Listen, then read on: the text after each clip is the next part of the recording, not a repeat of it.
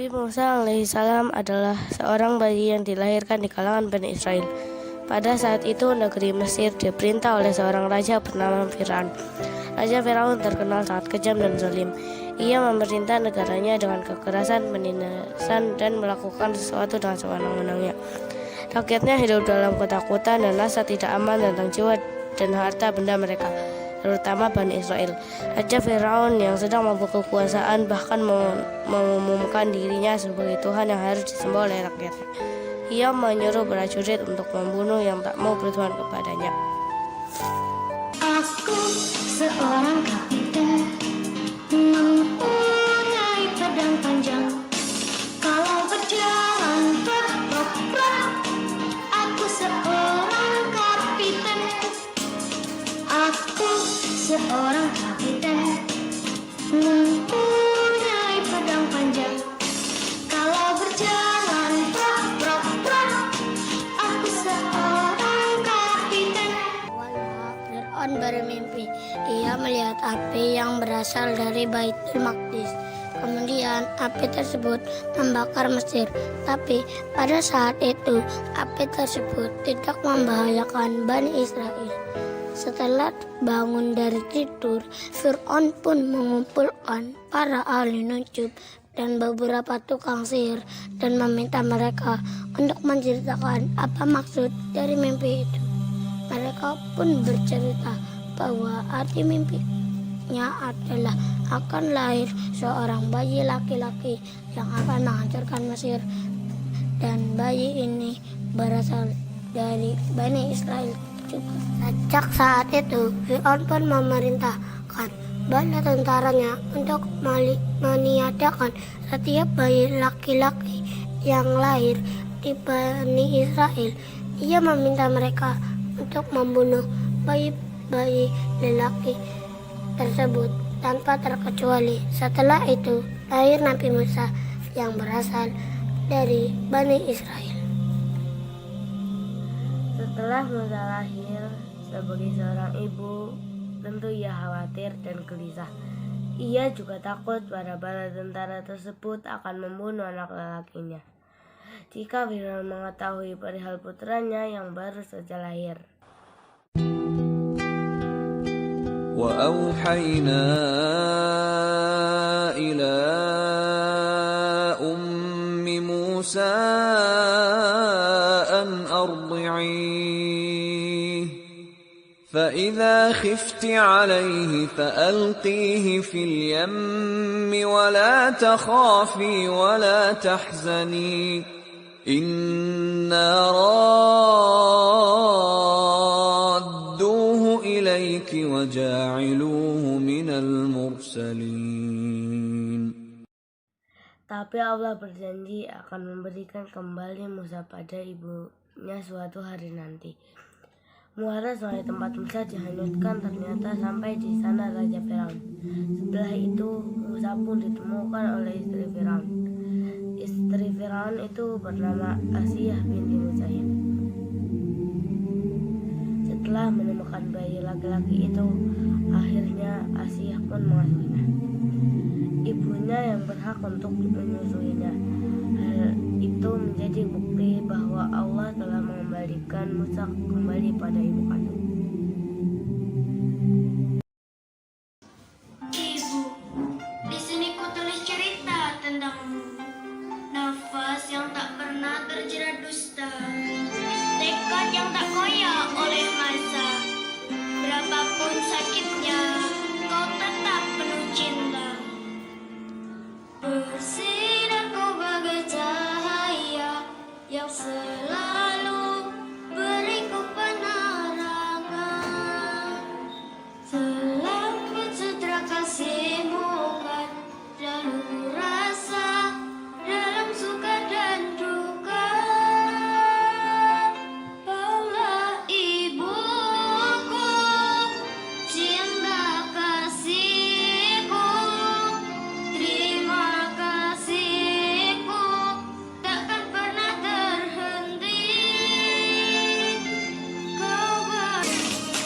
dakwah Nabi Musa kepada Fir'aun.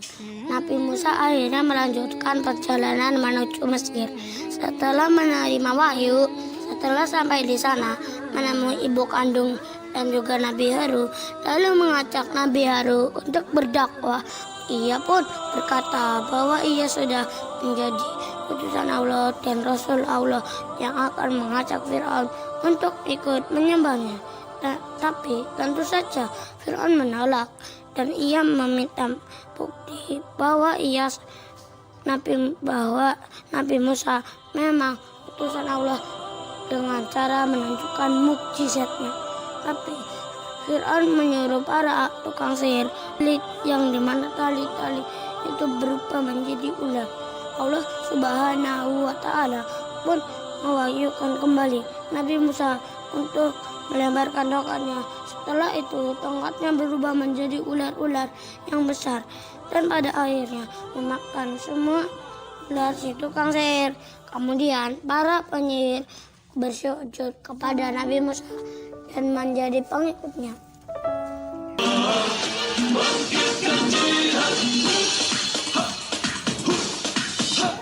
Ini langkahku yang kan ku ayu, walaupun payah tak akan jerah.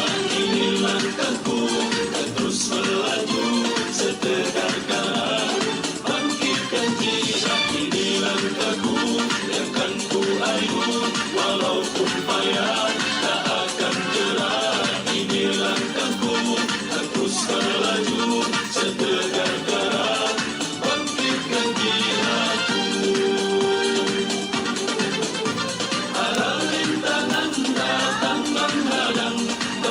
Surga di bawah kilangan godang, hancurkan kezalim. Ini langkahku yang kan ku ayu, walaupun payah tak akan jerah. Ini langkahku kan terus melaju setegar terang, bangkitkan jihad. Bangkitkan jihad.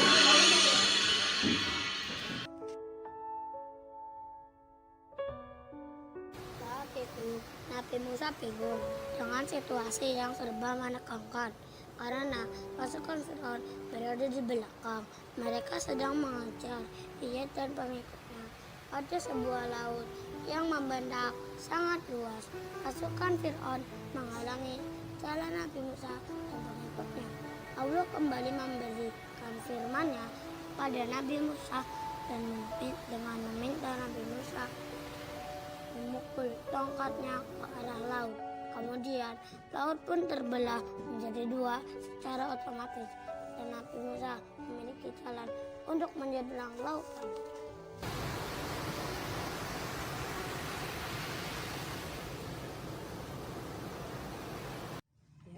Setelah Nabi Musa berada di seberang lautan, pasukan Firaun masih berada di tengah lautan. Allah pun memerintahkannya kembali untuk memukul tongkatnya lagi ke Laut Merah. Jadi laut kembali menjadi satu dan seluruh pasukan beserta Firaun tenggelam di laut tersebut. Dalam beberapa hari sesudahnya, tubuh Firaun ditemukan masih utuh dan tidak membusuk. Itu adalah peringatan dari Allah untuk orang yang menentang permintaannya. Anak-anak 2A.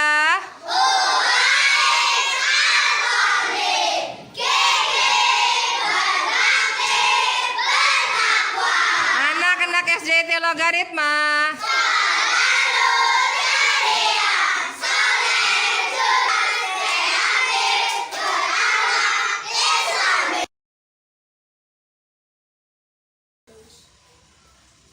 Ibu, di sini kau tulis cerita tentangmu.